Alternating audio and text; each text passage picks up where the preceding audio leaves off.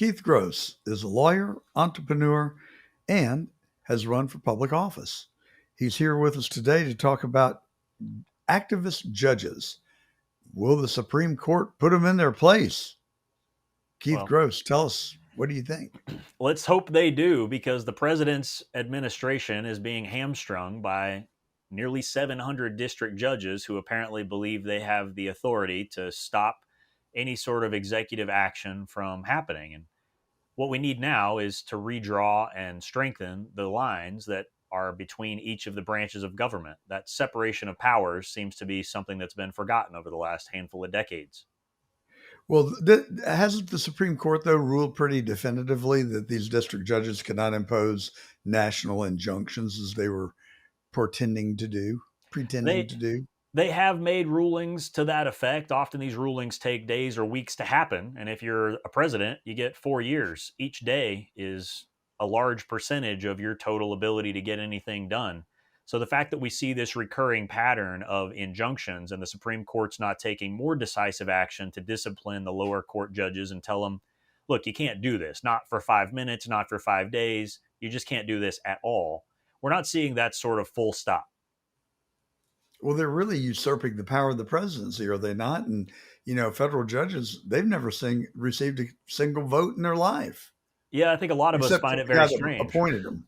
Right. Yeah. They didn't get any votes. They didn't run for president, but they still want to run the Oval Office from a courtroom, often by interjecting themselves into things that are clearly presidential powers under Article 2 of the Constitution. We used to see more judicial decisions where they'd say, this is just not a justiciable item. This is beyond our jurisdiction and authority. It's an executive branch matter. These days, judges seem more willing to weigh in on these matters, whether they should or not. Well, Justice Comey Barrett wrote a scathing opinion about the judge that tried to enjoin Trump on one of his executive orders. Um, and so I'm hoping that it is reflective of what the court's pattern will be in the future. I mean, Trump got 77 million votes. I think that should count for something. I'm sure you do too. Of course, I think we elected a president to run the executive branch, and he should be allowed to do so. Whether it's what the court agrees with or not, they need to stay in their lane. The judicial branch does not control the executive branch. Well, I mean, it sets up a huge constitutional crisis, does it not? If these district courts are allowed to impose their own bias on the president, the duly elected president of the United States, and so I think the Supreme Court recognizes that and does not want to bring us to a constitutional crisis, and that there is in fact a um, rule of the court that the court will not rule in the case where they do not have the power to enforce their order or that it would likely not be followed. Yeah, that's certainly the general principle, and we don't want to see a constitutional crisis because if the Supreme Court, fails to intervene with some of these district court judges and their unconstitutional orders, they leave the president in a situation where his only option is to either give up part of the power of the presidency unconstitutionally to the judicial branch and accept a pointless defeat, or to ignore that court's order, which will have the left screaming on the news about a constitutional crisis without recognizing the fact that to the extent there is a crisis, it would be one created by the judicial branch taking power from the executive branch unconstitutionally. And so, Yeah, I fortunately, we agree have a with you. president pushing back on that. Well, you've written a book called Dirt Roads to Runways. Tell us about your book. What was your inspiration and what's the theme of the book? I've spent most of my career building companies. We've scaled multiple companies from the ground up to being national businesses and sold them off to private equity a few times now. And having gone through that, it was eye opening, to see the government overreach and excess bureaucracy at really every level.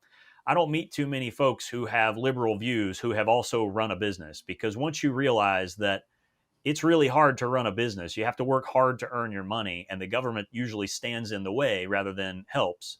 You start to understand that the government's not very good at managing our money or their own. So and so, tell us about the book specifically. Like, is it a reflection of your experiences? Yeah.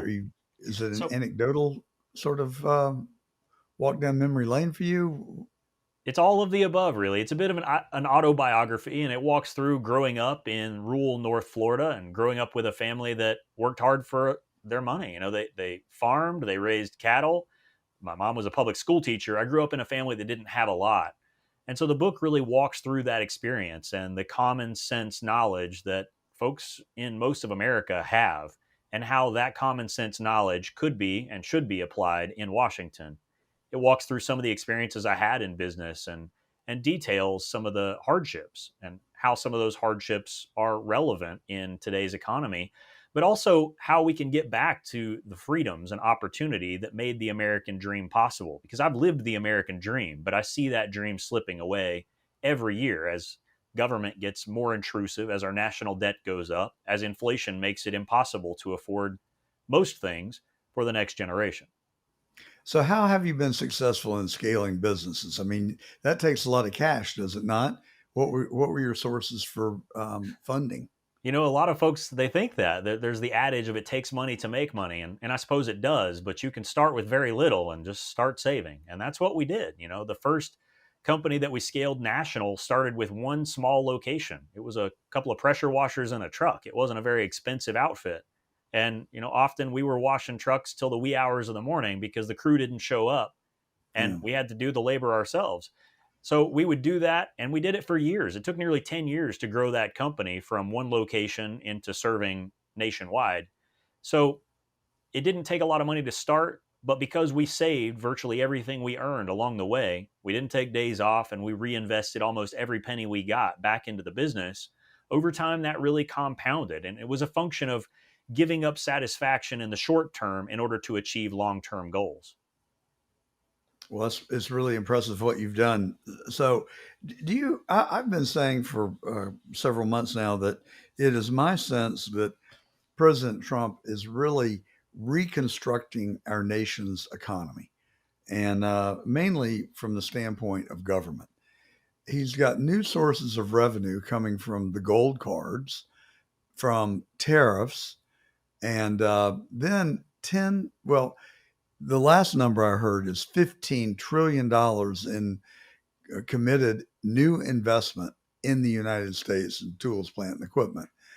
Then couple that with the big, beautiful bill, which a lot of people don't like because it did not introduce the spending discipline that we had wanted.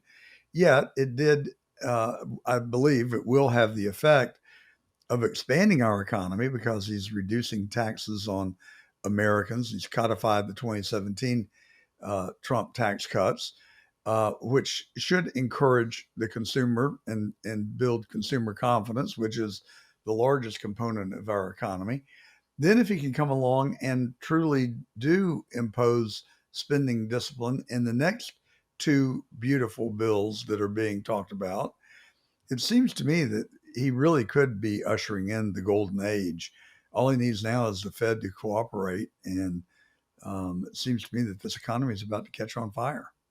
It looks that way to me also. I think we are going to see the Fed cut rates soon. Just all of the indicators related to inflation are trending in the correct direction. There's really no excuse that they haven't already been cut, except for maybe some political activism on their part. But, you know, I'll leave that issue for those that are experts in the economy, I suppose. With respect to the way Trump is reformatting our economy, in many ways, it's a return to the way our economy used to work. Pre 1913, there was no income tax at all. Our government funded itself almost entirely on tariff income.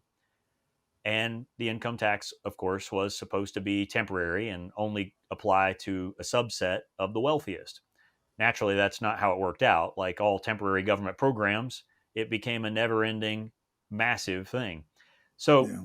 it's nice to see the tariff income happening. It's nice to see the tax rate increase that would have happened stalled and the tax cuts made permanent.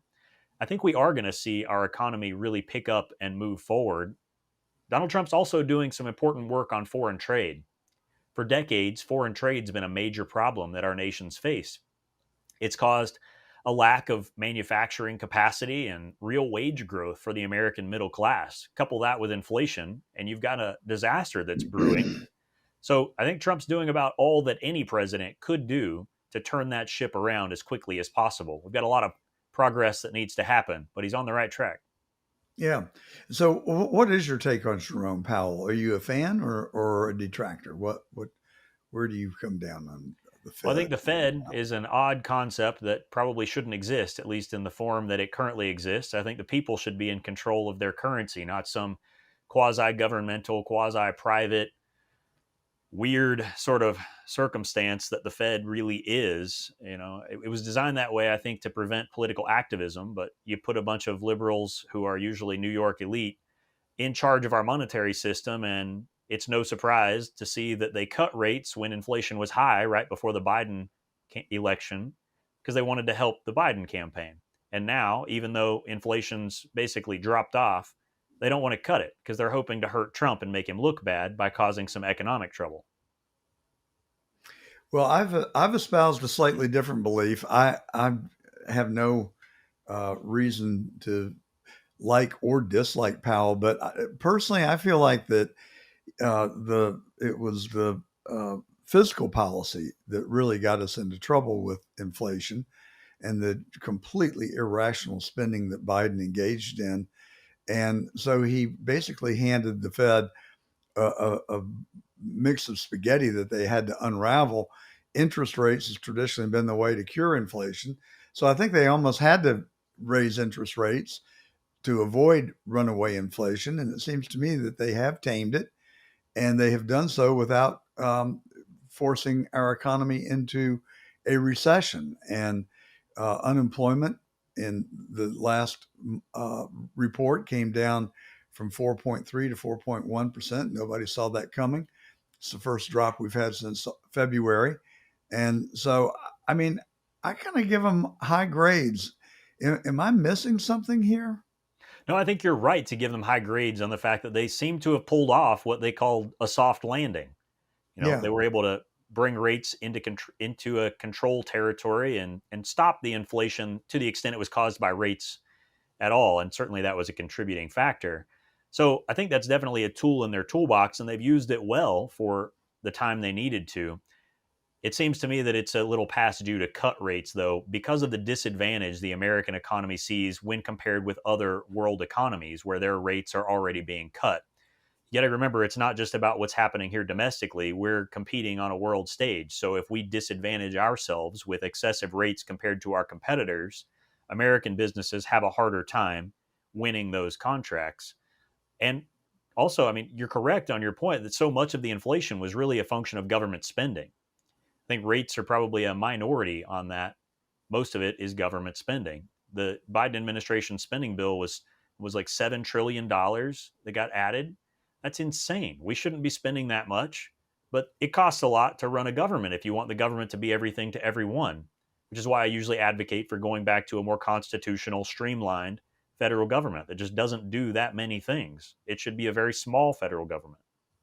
Well, and I think that there is a very pragmatic way of accomplishing that, and that is just to turn over a lot of the government functions to philanthropy, which seem to be able to distribute the funds and do the work a lot more efficiently than government can, and in most cases without the advent of graft and corruption. And so I don't know how you do that. But America already is the most philanthropic country on earth. I don't know, and that's a model that seems to be working. I don't know why we don't take a lot of those government services out of the government and put them in the hands of philanthropists. I think it comes from well meaning politicians hoping to score points. They all want to put out a press release saying, we just provided health care to this large population. But that's not Yeah, the federal government's role. Like you said, that score can be handled in a philanthropic fashion. score points or score votes. Yeah. I think they're one and the same. So, in your book, "Dirt Roads to Runways," what is the metaphor of on runways? What do you what's the point there? Yeah, I think the idea there was to highlight the fact that I'm a kid that grew up on a country dirt road living in a trailer, and now I fly my own jet. So if I Gotcha. can What kind live of the jet do you American dream, fly? anyone can. Say again? What kind of jet do you fly? It's a Phenom. It's a relatively small one. It's a Phenom 100. It's a twin engine, 6-seat jet. So cruises at about 41,000 feet, but it's a quick way to get places. I have flown the Phenom, and I have an Eclipse jet, which is a very similar jet in terms of performance and speed and altitude, but it burns a whole lot less fuel than yours does. Yeah. So I flew it here from Atlanta last night, and I marvel at the air route traffic control system. There were storms all the way up and down the west coast of Florida, and we just flat out threaded the needle when I was coming into Pompano. So Yeah. safe flight, happy landing, and I, like yourself, uh, flying has been a passion of mine since I was 15, and it is one of the things that I truly do enjoy. Well, thanks so much for having me on, and safe flying and good landings to you too. Same to you, and thank you for coming on. How's the book doing, and where do we find it? So the book, you can find it anywhere books are sold, barnesandnoble.com, amazon.com. It's also an audiobook on Audible. And the book's doing great. It's priced really low. I think the lowest they would let us set it on Amazon's 99 cents. It's not about selling books. It's about getting the message out Getting the there message and out. Yeah. energizing the next generation. Well, thank you for doing that, and that's valuable work. Keith Gross, entrepreneur, author, and a jet pilot. Thank you for being on The Truth today, and have a great rest of your weekend. Thanks so much. You too.